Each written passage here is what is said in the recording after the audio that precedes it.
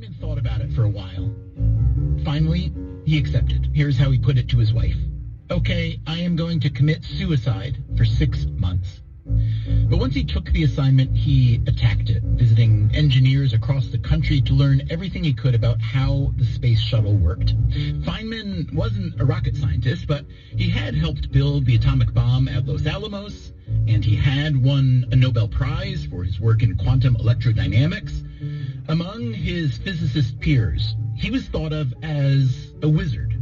Freeman Dyson said that Feynman had the most original mind of his generation. He was also perhaps the world's most famous living scientist. So, yes, Richard Feynman was a logical choice to serve on this presidential commission, but he was also a risky choice. I do know that there was somebody on the commission that he didn't like, or he thought the person didn't like him, and there were disagreements. Feynman grew concerned that this investigation would be more of a show trial, political propaganda meant to save face. The U.S. was still fighting a Cold War with Russia, and the American space program was a key asset. Most of the 12 members of the commission were political or military appointees.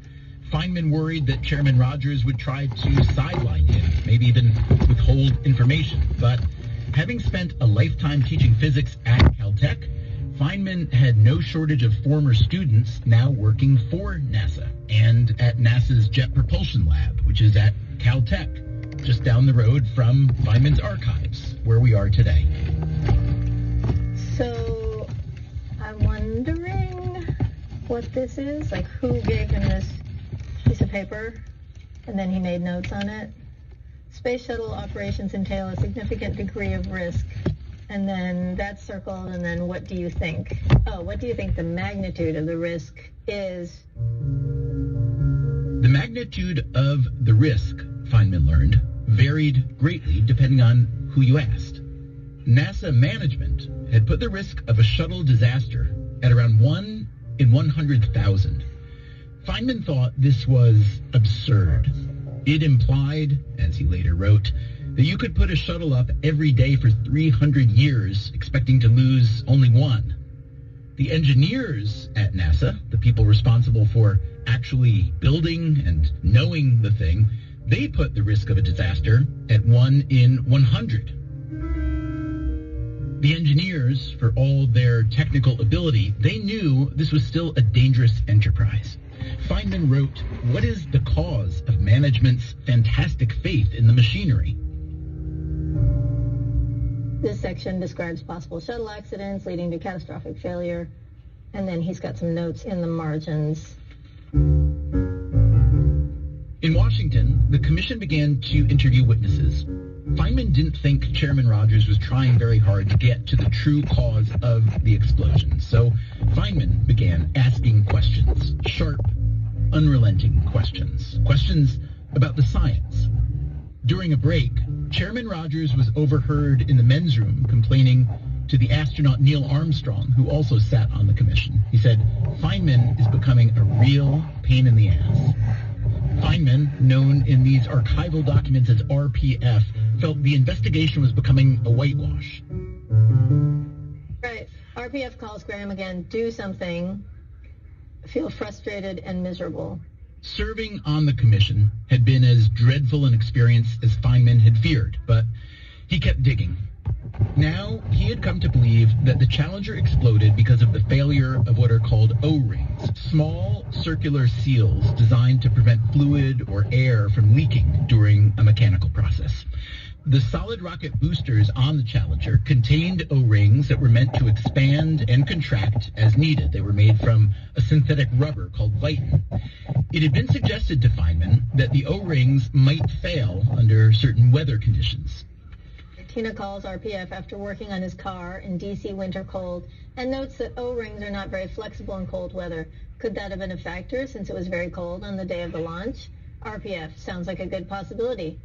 Day of the launch had been cold enough that some of the engineers were worried, but not cold enough for NASA to scrap the launch. They had already had to do that a couple times. Looking back, It appears that on this day, NASA leadership was in the grips of what is called go fever. So, go they did. It was a bitter cold but sparkling clear morning at Cape Canaveral. There was a sense of relief that the much-delayed flight was finally underway. Looks like a couple of the solid rocket boosters blew away from the side of the shuttle in an explosion. We have a report from the flight dynamics officer that the vehicle has exploded. We're looking at checking with the recovery forces to see what can be done at this point. Richard Feynman was a patriot. He loved NASA. He loved adventure and exploration. He even loved risk-taking, as long as the risk had been properly calculated. What he hated was any attempt to paper over the truth. As a scientist, all he wanted was to find out true things. Here are some other things he hated: hypocrisy, BS, and the use of unscientific thinking to make important decisions. And that's where he felt the Rogers Commission had landed. Ever since working on the atomic bomb at Los Alamos, Feynman had known that scientists and generals don't always mix well. So he now decided to pull a stunt. This was very much in character for Feynman. He had a brand of intelligence that could tip into the obnoxious. At Los Alamos, he became famous for cracking safes. As a kid, he had discovered that the radio quiz show he listened to with his family played earlier on a different station, so he would listen to the early version in his bedroom and then magically know all the answers when they listened together downstairs. But this stunt on a presidential commission investigating a national tragedy would be in public, on television. Let's get back to those notes in the archive. Next morning, Feynman in suit and tie gets into taxi. Take me to a hardware store. But we're in downtown Washington, sir. The Capitol is over there, the White House over there. There's no hardware store around here. The driver remembers one a few miles away and takes RPF to it. They wait until it opens at 8:30. C-clamps seem to be too big, but RPF buys one anyway. Also buys screwdriver and wrench to get model apart. His idea was simple. He would dunk a model of the shuttle's O-ring assembly in a glass of ice water, let it get down to the temperature it had been when the Challenger was launched from Cape Canaveral, and then see how the O-rings responded. It was the kind of thing a good science teacher might show his students to demonstrate what is called thermal hysteresis. In public hearing, no ice water. RPF asks for some, and there is a big delay. Page thought RPF wanted ice water for everyone. Several good opportunities are missed. Finally, ice water comes. Commission member Richard Feynman, after examining the O-ring, had a surprise. Well, I took the stuff that I got out of your seal, and I put it in ice water. And I discovered that when you put some pressure on it for a while and then undo it, it maintains, it doesn't stretch back, it stays the same dimension. In other words, for a few seconds at least, and more seconds than that, there's no resilience in this particular material when it's at a temperature of 32 degrees. I believe that has some significance for our problem. I believe that has some significance for our problem. Feynman's TV stunt with the O-rings and the ice water became the defining moment of the Challenger inquiry.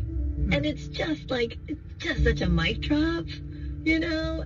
It's done with so much understated showmanship. It's just great. It's just great. It would later be revealed that NASA had known about the O-ring problem, but had downplayed the risks. The Rogers Commission, in its published report, went easy on NASA, as President Reagan had asked. But the report did include an appendix written by Richard Feynman. He didn't go easy on NASA. Here's his final sentence. For a successful technology, reality must take precedence over public relations, for nature cannot be fooled. For Richard Feynman, nature was everything. He saw the natural universe as the greatest puzzle ever created. Understanding and explaining it was what drove him to be a scientist. He'd been that way as a kid in Far Rockaway, Queens, on the ocean's edge of New York City. It's true that he was gifted mathematically, but his real superpowers were curiosity and playfulness. He wanted to know how everything worked. Bubbles, rainbows, ocean waves and brain waves, consciousness and dreaming. He wondered about the inner workings of an atom and the outer edges of the known universe. He had a long parade of deep obsessions. Mayan hieroglyphics, the behavior of ants, playing the bongos. For a serious scientist, bongo playing went against type. For him, it was perfectly on brand. Feynman let himself get deeply interested in the things that interested him, and he was happy to ignore the rest. And once he was interested, there was no question Feynman was afraid to ask. But he didn't suffer fools, and he thought there were a lot of fools in the world. People who knew the name of things without understanding how the thing worked, as Feynman liked to say. Whether he meant to or not, Richard Feynman created a sort of blueprint for how to lead a life of honest inquiry. Bill Gates once called Feynman the best teacher I never had. And over the years, I've come to realize the same may be true for me. I have always loved reading Feynman, reading about him. Some of the questions I ask when I interview people for this show are stolen from Feynman. Steve Levitt, my Freakonomics friend and co-author, is also a Feynman nut. And if you look at Levitt's economic research, you see a lot of Feynman beneath the surface, the way he'll come at a problem with a childlike curiosity and intensity, and a willingness to build an understanding from the ground up. Feynman appreciated that the world is complex and that it's better to know for sure that one small thing is true rather than make grand claims that can't be verified. And there's one more thing to love about Richard Feynman. He was always willing to speak truth to power. We saw this during the Challenger investigation.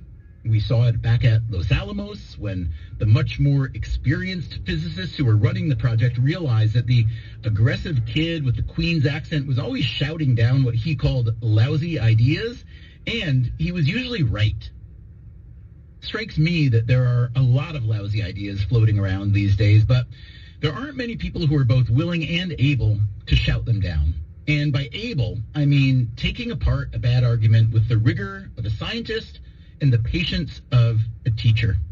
It's the role filled by what we used to call public intellectuals. But to be clear, Feynman would have hated that label. He didn't really think of himself as an intellectual. And as much as he loved adventure and storytelling, he didn't have much use for public attention. Feynman was, of course, not a perfect person. He's been called out for behavior that was selfish, sometimes cruel, especially toward women. Still, I've been surprised to find just how much Feynman has faded from public view. I know that a lot of time has passed and that our culture has changed, but sometimes when I'm giving a talk, I'll mention something that Feynman said or did, and I get a lot of blank stares, and not just from young people. So I got to thinking, maybe it's time to do something about this. Maybe it's time to get some more Feynman in our lives, including mine, because one thing I've learned from Feynman is that it is a wonderful thing to be interested in the things that interest you. And if you want to know, I'm probably not much more interested in theoretical physics than you are, but it turns out I am eternally interested in Richard Feynman. So today on Freakonomics Radio, we revisit a series about a scientist who continues to fascinate and challenge us even after all this time. That's right after the break.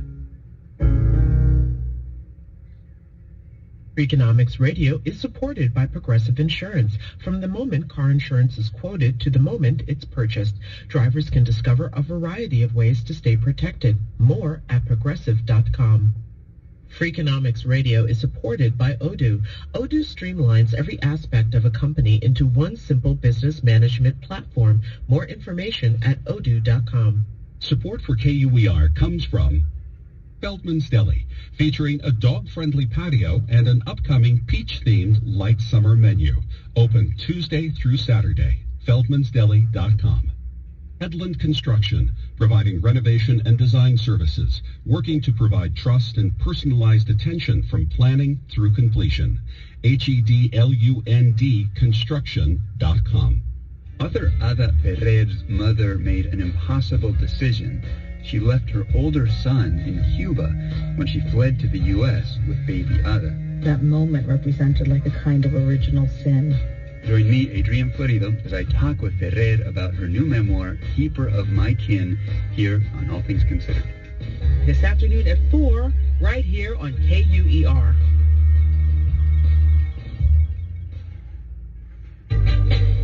This is Freakonomics Radio with your host, Stephen Dubner.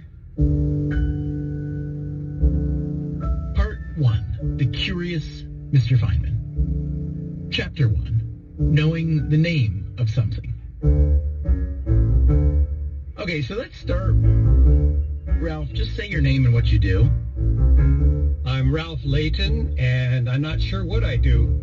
I guess the most consistent thing is that I was a teacher in the Pasadena School District for about a dozen years. And then when I fell in with Richard Feynman and hearing his stories and getting them out to the world, that helped me branch out and do other things. Ralph Layton is now in his 70s. He was in his teens when he started hanging out with Feynman, who was a colleague of his father's. Ralph would become a sidekick to Feynman. He rode shotgun on adventures and misadventures. He became Feynman's writing partner, and perhaps most important, his drumming partner. Drumming was key. Without drumming, I don't think I would have had more than a passing relationship, maybe when Feynman was over at our house, because my father was a professor of physics at Caltech, as Feynman was, and they did work on some projects together, most notably what are called the Big Red Books, the Feynman Lectures on Physics. You'll see 3 names on the cover for authors, Feynman, Layton, and Sands. That Layton was my father. That would have been about it, but since Feynman heard me and my friend Tom Rudeshauser outside on the patio drumming on little teak tables from Taiwan, he was drawn out to join us, and Feynman and I would get together for drumming, it seemed like, every week, and then stories would pop out. These stories that Feynman would tell about his family, about working on the Manhattan Project, about teaching and doing physics, they would become the basis of 2 books that he talked and Ralph Layton wrote down. The first one, published in 1985, was called Surely You're Joking, Mr. Feynman. The second was published in 1988, the same year Feynman died. It was called What Do You Care What Other People Think? The books were bestsellers. He got a lot of this storytelling aspect from his mother. And Joan would say that when he and his mom got going back and forth with a repartee, that Joan was literally rolling on the floor laughing. Joan was Richard Feynman's sister.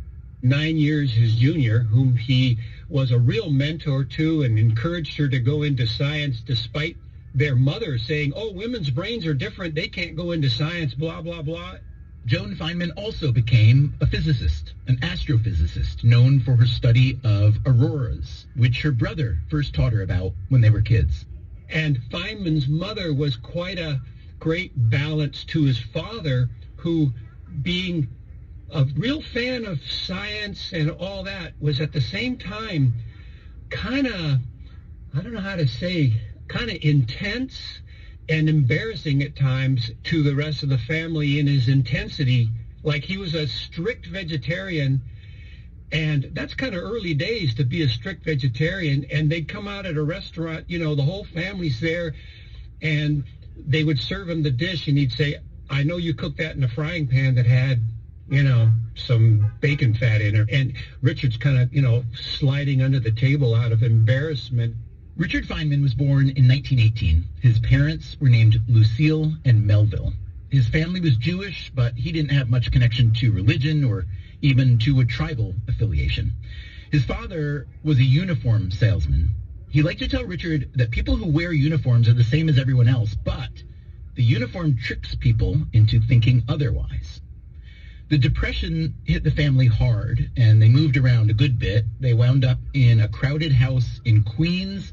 That house became Richard's playground, laboratory, and place of business. He was the neighborhood kid that people would call to fix their radios. He was interested in how things worked, not just physical things, but also language and the human psyche. For instance, why would people say they knew something when they didn't really know it? Here's Feynman telling a story about his father. This is from a BBC documentary by Christopher Sykes. He would take me for walks in the woods and would tell me various things about interesting things that were going on in the woods. Looking at a bird, he says, "Do you know what that bird is? It's a brown-throated thrush. But in Portuguese, it's a hondoradeiro. In Italian, a chuterapikita. He says in Chinese, it's a chongmongpo. In Japanese, a patata tokorecha, etc." He says, now you know all the languages you want to know what the name of that bird is. And when you're finished with all that, he says, you'll know absolutely nothing whatever about the bird. You only know about humans in different places and what they call the bird. He knew the difference between knowing the name of something and knowing something. You can see his ideas about what it meant to know something in the beginning of his lectures on QED, quantum electrodynamics, that were turned into a book. And at the beginning, he gives a little bit of history.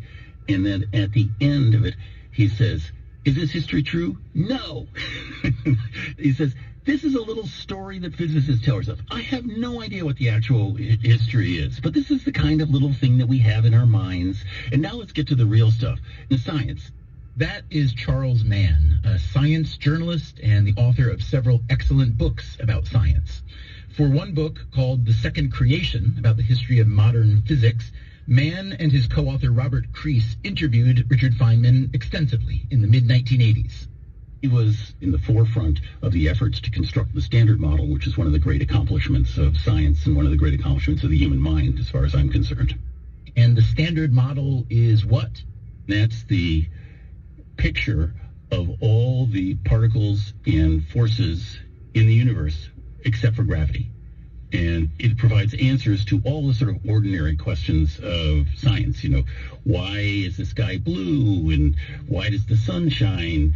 And it's encompassed within this single mathematical structure that Feynman was a key contributor to. I think he was amused by the idea that journalists would want to talk to him. I think he was delighted to talk about the physics, but he was extremely uncomfortable with the biographical parts of it. And the reason is that the physics, he felt like you could document that. This is actually what's going on. These papers show what we thought was happening. This was wrong. This was right. Whereas when you're talking about memory, he kept saying, this is my memory, right? This is not actually what happened. He was super skeptical about the worth of journalism. He was willing to answer our questions, but he was very much willing to see this as a total waste of time. Richard Feynman had become the kind of scientist that inspired other people to do science. I'm John Preskill. I'm a professor of theoretical physics at the California Institute of Technology. I am the Richard P. Feynman Professor of Theoretical Physics. I grew up in the Chicago area. My interest in science, like for a lot of people in my generation, I was, a kid in the early 60s, and I was fascinated by the space program. But actually, Feynman had an influence on me when I was very young. There was a book fair at my elementary school, and I was drawn to a large volume with the title The World of Science. It had a chapter on each of various fields of science, and they were all interesting. There was neuroscience, and there was math, and there was astrophysics. But the thing I found most fascinating was the chapter on theoretical physics. And it started with the story of a small boy who has a red wagon with a ball in it, and he notices that when he pulls the wagon forward, the ball rolls to the back, and when he stops pulling it, the ball rolls forward. My father had taught me to notice things, and one day when I was playing with what we call an express wagon, which is a little wagon which has a railing around it for children to play with that they can pull around, it had a ball in it. I remember this. It had a ball in it, and I pulled the wagon, and I noticed something about the way the ball moved. So I went to my father, and I said, "Say, Pop, I noticed something. When I pull the wagon, the ball rolls to the back of the wagon. It rushes to the back of the wagon. And when I'm pulling along and I suddenly stop, the ball rolls to the front of the wagon." I said, "Why is that?" And he said, he said, "nobody knows." He said, "The general principle is that things that are moving try to keep on moving, and things that are standing still tend to stand still unless you push on them hard." And he says, this tendency is called inertia, but nobody knows why it's true. Now, that's a deep understanding.